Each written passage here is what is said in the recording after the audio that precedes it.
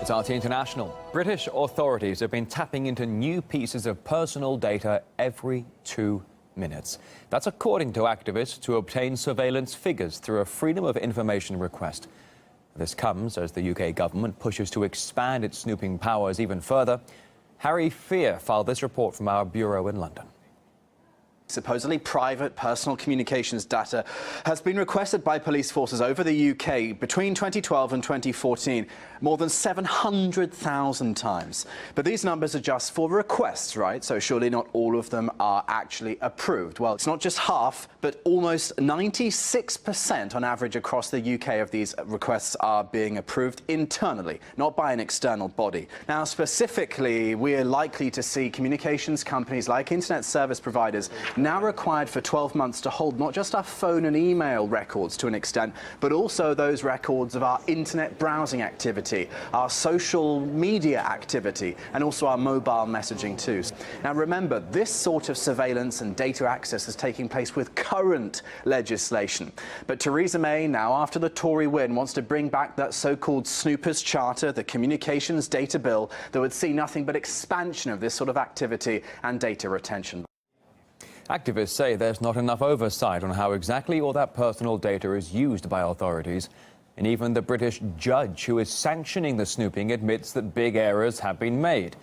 Anthony May says some of the official requests were unnecessary and disproportionate.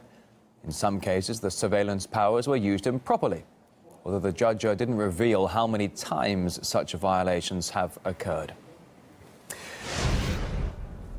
Well, meantime, across the Atlantic, parents, children and privacy activists in Orange County, Florida have been split by a decision that public schools will be tracking every step that students make online. The institutions have decided to use a snooping tool called Snap Trends. Every comment you make on Facebook, every video you watch on YouTube, every tweet you share, Snap Trends can monitor them all in a location live method. The schools say the move is intended to, quote, prevent situations that could affect students. The initiative has been backed by some. Now, one user suggested that privacy concerns and social media never sit well together. Another saw it as a way of tracking down and preventing school shootings. Some, though, weren't excited about the plan at all. And there have been calls for parents to stand up for themselves and fire those who came up with the idea.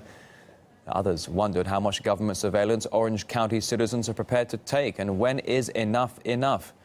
This is also the question Professor Alan Singer from Hofstra University has been asking himself. The United States has become almost hysterical about monitoring its citizens, and it's become very extreme. Currently, the United States Senate is debating whether the United States government should be able to collect everybody's phone calls and scan everybody's messages. Question becomes, how much government intrusion do we have in people's lives? How much right to privacy do we have? Cyberbullying is a concern. Schools and children should be discussing this all the time. But monitoring all social media just so that they could stop a supposed menace is way out of line. And